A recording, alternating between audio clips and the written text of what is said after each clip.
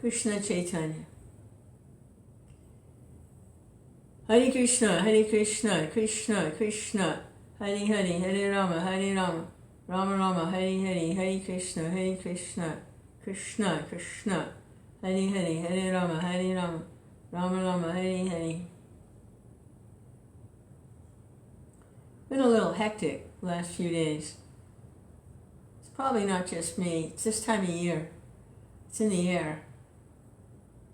Countdown till Christmas and New Year's. Everything. The air is surcharged with passionate, try to get this done and try to get that done. It's really, the whole atmosphere is surcharged. And the days are getting darker and darker and darker. And right around Christmas time, they start to get lighter and lighter and lighter. And then January,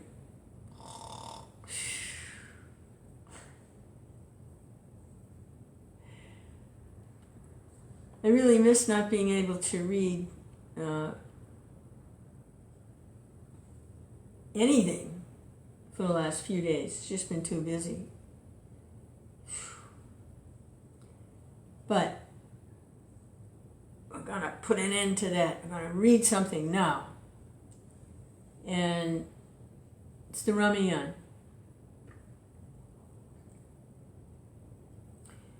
The two Leelas, Krishna Leela and Ram Leela, it's really helping me to also turn my attention to the personality of Godhead, Ramachandra, Sita, Ram, Lakshman, Hanuman, and their pastimes, and the personalities associated with their pastimes and their appearance. Because they correlate with Krishna's pastimes. Just a little different perspective.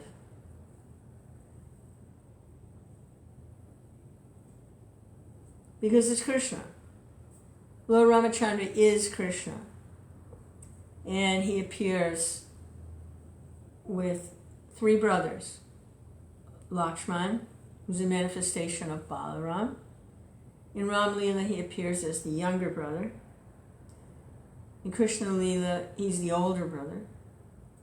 And Shatrughna and Bharat. And they're the Chaturvyuha, the four expansions of Vishnu forms. And they're appearing in Ram Leela. It's interesting, it's so interesting to see when the Lord manifests. It's fascinating. And I consider myself fortunate to be attracted to wanting to hear more and more and try to share what I can. It's wonderful. So here's chapter 5. This is a condensed version. The Ramayana is like really long. And it's like the Mahabharata. It's huge.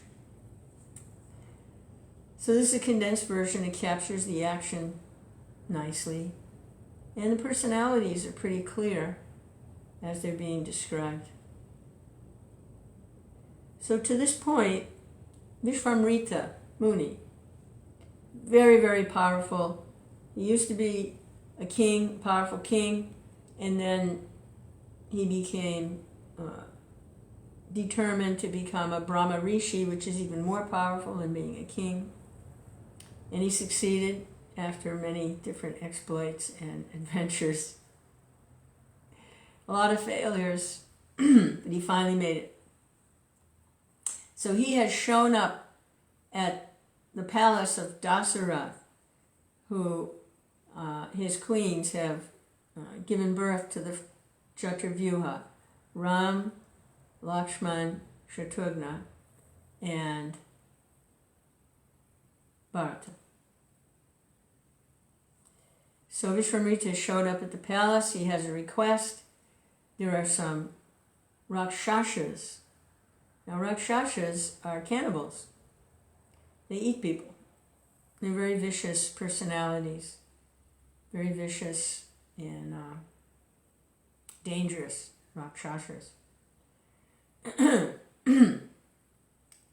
There are such beings. They appear more or less human, but they're cannibals. And they're bothering the sages. They become powerful. They're trying to take over the heavenly planets. I mean, it's a mess.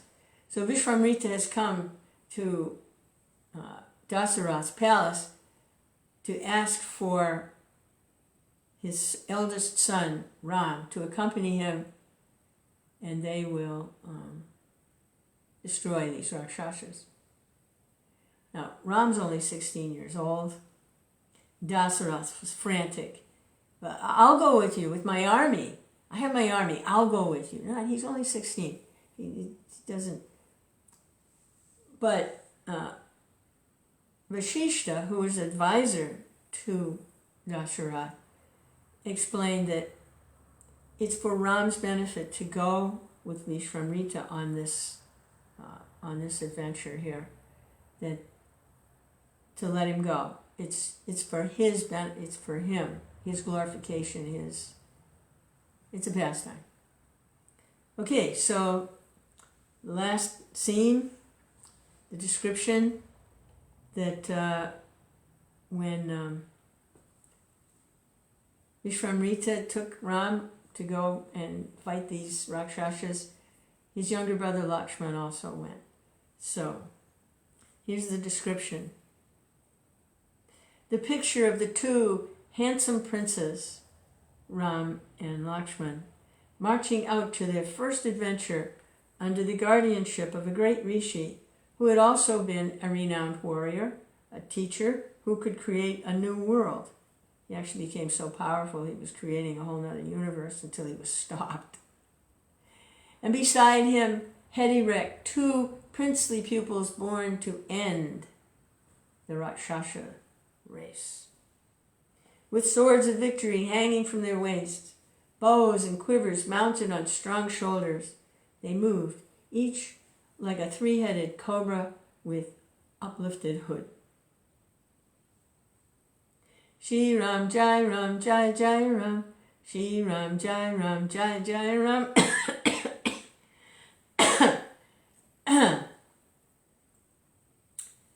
So chapter 5, Ram slays the monsters. Vishwamrita and the two princes spent the night on the bank of the river Sarayu.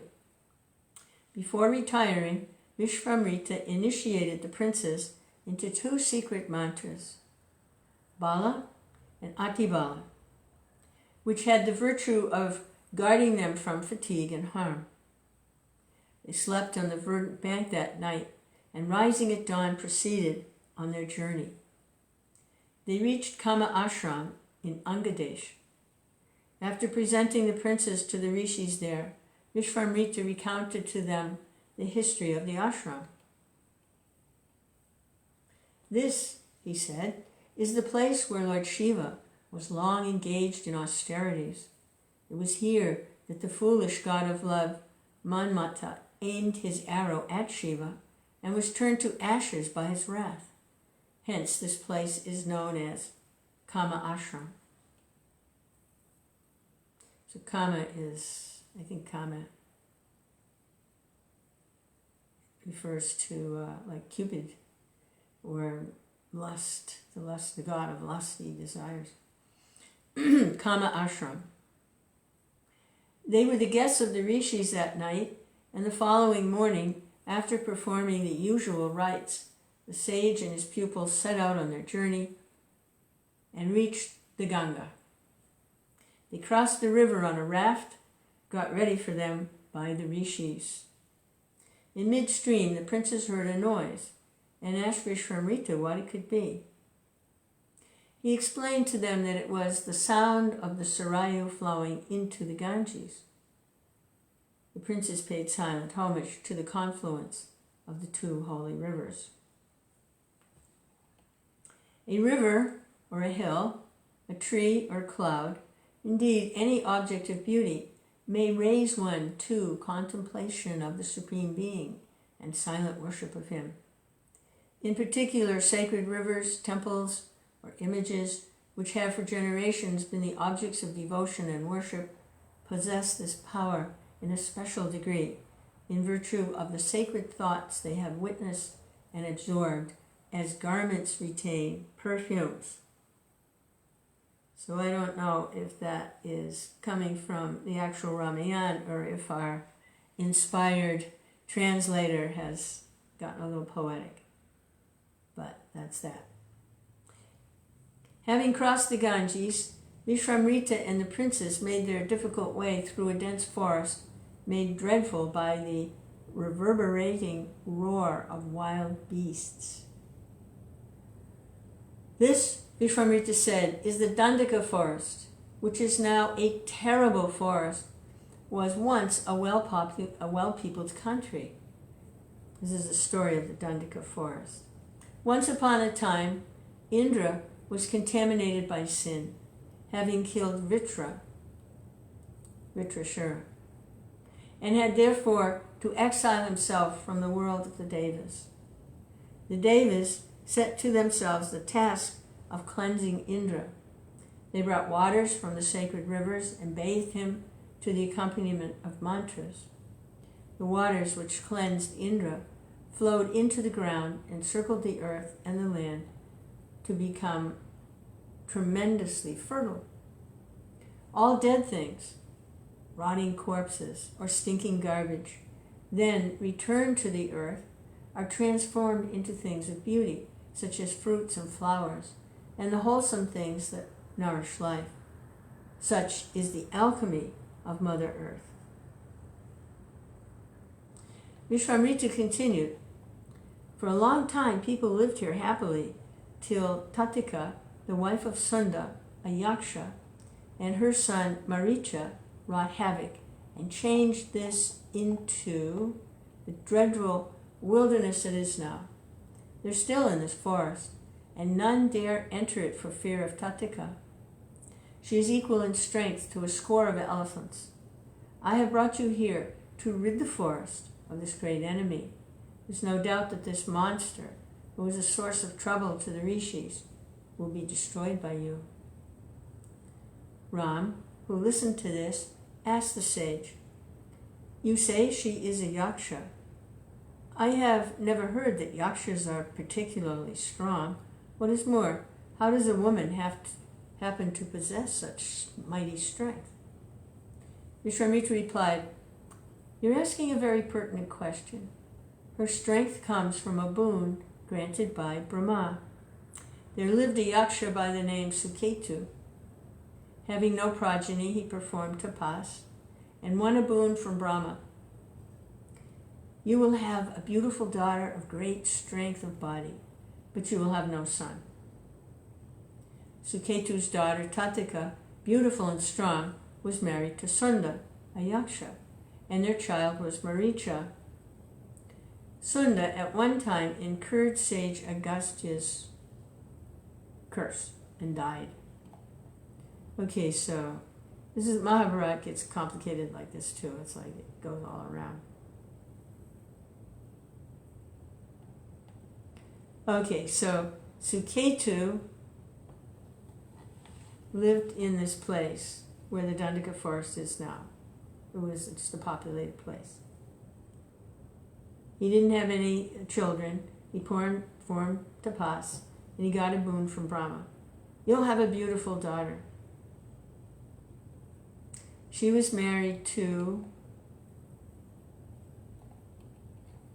do we know who Sunda is? No. We only know him as the wife of Tatika.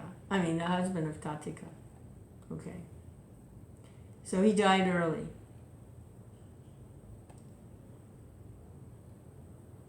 Hare Krishna. He was cursed by Agastya and died. All this cursing and boons and austerities. Wow. Kali Yuga is bad, but it sounds like, in ancient times it wasn't so great either. I mean, it is the material world. It's like just a different flavor of terrible and nasty. It's just a different flavor, you know.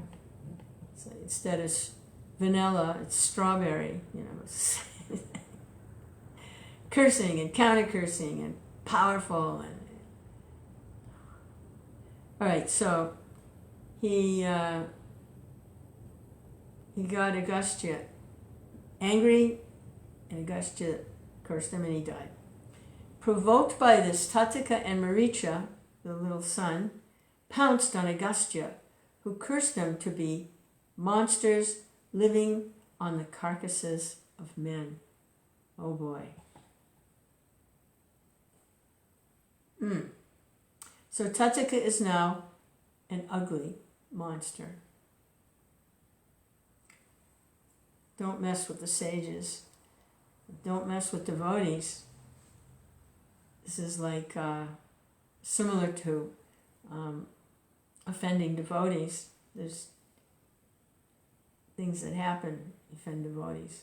Like Chaitanya Charitamrita, there are descriptions that people would get leprosy and their nose would fall off, you know, stuff like that. That was only 500 years ago. You know, don't mess with devotees. So Tattika is now an ugly monster. Thenceforward, she and Maricha have been harassing the dwellers in the region of Agastya. Do not hesitate to destroy her on the ground that it is against Kshatriya Dharma to kill a woman. Her atrocities are intolerable. She's eating people. To punish the wicked, whether male or female, is the duty of kings. It is right to kill her, as to kill a wild animal for the sake of human safety. We see that with baby Krishna. The first demon that he killed was a woman. Was Putana was the first demon he killed. And he hesitated. Oh, she's a woman. Or they think he might have hesitated. There's different accounts of why he closed his eyes when she came near him. But that was the first monster that Krishna killed, was a woman. So, it's right to kill her, as to kill a wild animal for the sake of human safety. This is a duty cast on rulers. Many women have been punished with death for their crimes. Do not hesitate. Ram said to Vishwamitra, our father's behest is that we should obey you without question. Bidden by you and for the general welfare, we shall kill Tattika. Now, Putana was killing small children. She was poisoning them and killing them. And this one, Tattika, is actually attacking people and eating them.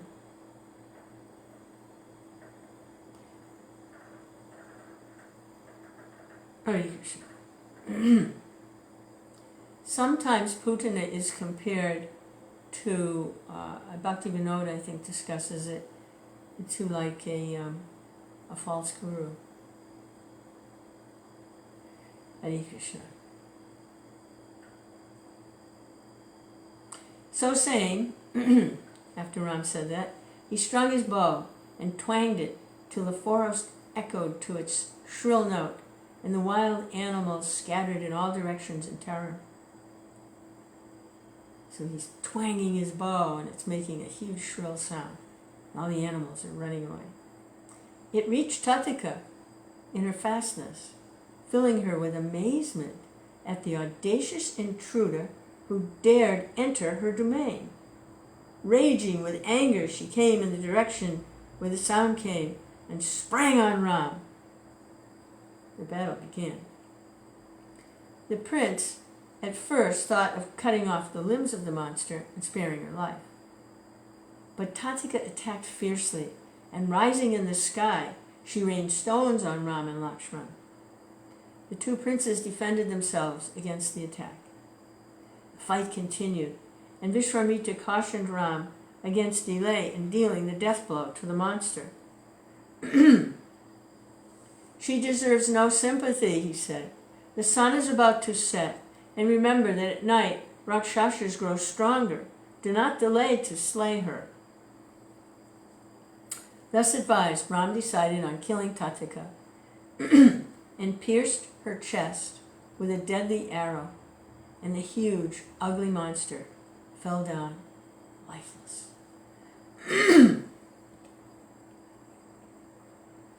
The Devas cheered, and Vishvamrita, filled with joy, embraced Ram and blessed him. With Tattika's end, the forest was freed from the curse and became beautiful to see. The princes spent the night there, and next morning they proceeded to Vishvamrita's ashram. At dawn the next day, Vishvamrita called Ram to his side and, blessing him, said, "I am very happy indeed. What is it that I can do in return for all that you have done? I shall teach you the use of all the astras." So saying, Vishvamrita gave Ramachandra the divine astras which he had obtained through his tapas. These are mantras that can be used as weapons. Vishvamrita taught Ram the use, control, and recall of the various divine weapons. And Ram in his turn imparted the knowledge to Lakshman. As they continued the journey, Ram pointed to a big hill with a lovely forest on its slopes and asked, "Is that the place whereto we have to go? And who are the evil ones who hinder your yajna? And what should I do to destroy them?" Ramachandra was eager to fight and win the blessings of the sage. "That is the place we're going to," replied Vishvamrita. "There the Lord Narayan performed tapas, and it was there that he was born as Vamana.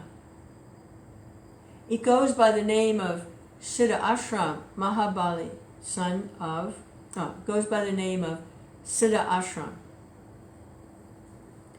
Mahabali, son of Virochana and grandson of Prahlad, the good Asura, Prahlad was born in an Asura family, but he was a good Asura, was such a powerful ruler that of him even the Devas were afraid. Vamana. Mahabali. Who's the one that he's so afraid?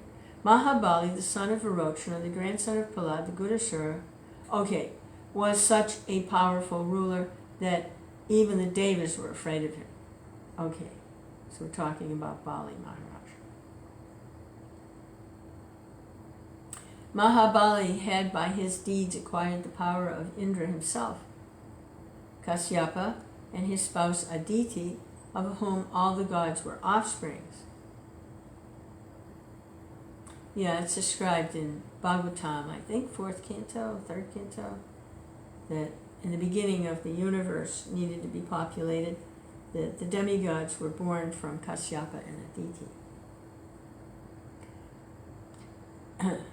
Mahabali had by his deeds acquired the power of Indra himself. Kasyapa and his spouse Aditi, of whom all the gods were offspring, prayed to Vishnu and begged him to be born as their son and protect Indra and the Devas from Mahabali. Wow, so they give birth to all the demigods, and then they wanted Vishnu, so that Vishnu would come and protect all their children. The demigods are their children. In answer to the prayers, Vishnu was born of Aditi as Vamana. Vamana, in the form of a young student, went to the yajna that was being performed by Maharaj Bali, and whereto all were welcome to ask for and receive anything they wanted. When Vamana presented himself as a suitor to come and get something in charity, Mahabali's guru Sukracharya, the preceptor of all the Asuras, knew who he really was and warned Bali against promising to grant the young Brahmin his request, since indeed he was the Lord in disguise, come to undo him. Bali Maharaj did not pay heed to this. It was his want never to turn down a request. Besides, he was at heart a devotee of the Lord and felt that he would indeed be blessed. If the Lord should accept a gift from him, With a smile, Maharaj Bali bade him ask for what he pleased without hesitation. All I have is at your disposal: money, jewels, the wide earth and all its inherits. Vamana asked that wealth was of no use to him, and all he begged for was 3 paces of ground, as paced by him. The monarch smiled as he looked at the diminutive brahmachari's legs and said, because he was just young and little, "So be it. Pace and take it." The little bachelor suddenly grew in size into Trivikram, and with one step measured the earth, and with another the entire heavens. And there being no room left for the 3rd step that had been granted, he set his foot on Bali Maharaj's devoted head. In the eyes of God, the head of a bhakta is as wide as the earth or the heavens.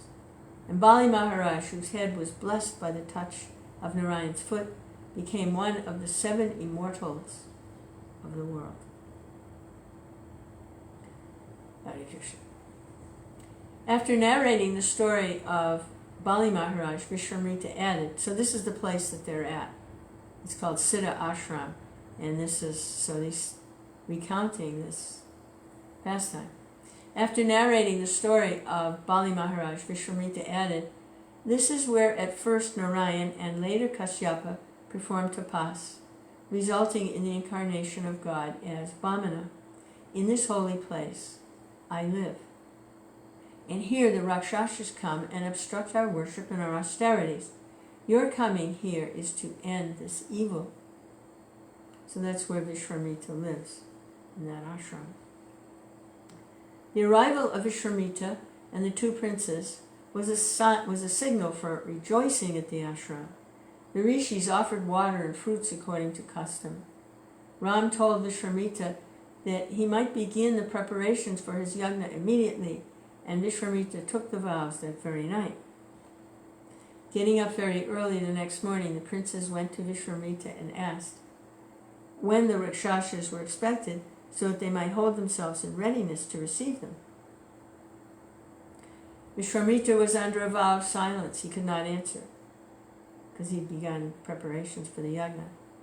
But the rishis, his juniors, told the princes that they should be ceaselessly vigilant for 6 nights and days to safeguard the sacrifice. The princes, fully armed, kept vigil for 6 days and nights. On the morning of the 6th day, Ram told Lakshman, "Brother, now is the time for the enemies to come. Let us be wary." Even as he was saying this, flames shot up from the sacrificial fire, for Agni, the god of fire, knew that the Rakshasas had arrived. As the rites were being performed, there was heard from the sky a great roar. Ram looked up and saw Maricha and Subahu. Now Maricha was the son of Tatika, who Ram killed. This is her son. She was a monster, he's a monster. Ram looked up and saw Maricha and Subahu and their followers preparing to shower unclean things on the sacrificial fire. The army of Rakshasas covered the sky like a great black cloud. Ram said, "Look, Lakshman," and let go the Manavastra at Marichi. As was intended, it did not kill Maricha, but wrapping him up in resistless force, hurled him a full 100 yojanas near the sea. With the Agnyastra, Ram killed Subahu, and then the 2 princes utterly destroyed the entire army of Rakshasas. The sky was bright again. Vishwamrita was supremely happy at the completion of his yajna. "I am grateful to King Dasarath," he said. "You have fulfilled the promise, princes. I admire your fortitude. This ashram has through you become again a scene of success. Siddha ashram. Siddha means success. The next day, Ram and Lakshman, after their morning prayers, went to Vishwamitra and asked for further orders. The purpose of Ram's birth was not unknown to sage Vishwamitra, and he knew also the powers of the weapons he had given to Ram. Still, the actual fact, when experienced, is something more than expectation. Sage Vishwamitra was happy beyond words. His face glowed like a flame. He then thought of the service he still had to do for Ram. This was the prince's marriage with Sita. The rishis assembled there said to Ram, "We intend proceeding to the kingdom of Videha, where in the capital city of Mithila, Janaka, the illustrious philosopher, king, intends to perform a great sacrifice. All of us are going there, and it will be good for you and the prince, your brother, to accompany us. It is meet and proper that the prince of Ayodhya should see the marvelous bow in the court of Janaka." So it was decided that Ram and Lakshman went with Vishwamitra to Janaka's city. So now, next chapter, we're going to meet Sita. Hare Krishna, Krishna Krishna, Hare Hare. In Vrindavan, Krishna had many pastimes also. He was fighting this demon and fighting that monster. And so, Hare Krishna, in the spiritual sky, there's these monsters don't exist there. I hate to disappoint anyone, but it's not boring. It's not at all boring. But there's no Ravana, there's no Kamsa.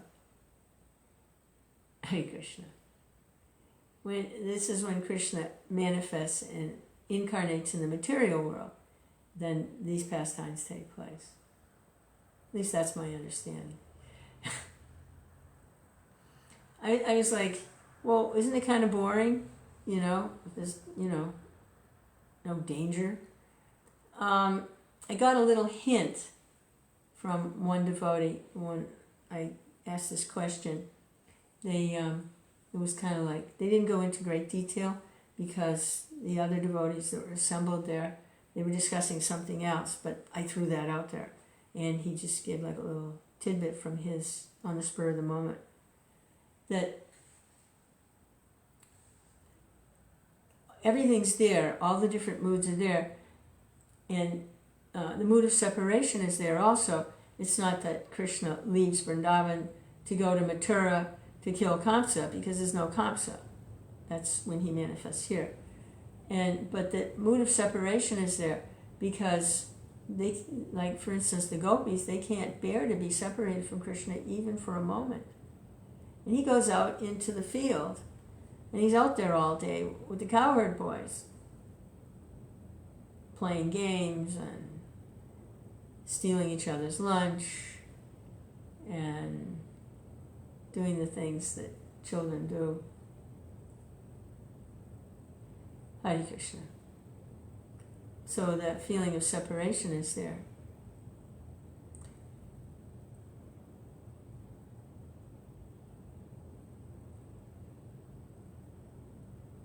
Krishna. I'm sure there's more to be revealed about this. But Hare Krishna. Okay, so we're back here, we're fighting demons. Okay, great. Chapter 6, we'll get to meet Sita. Hare Krishna.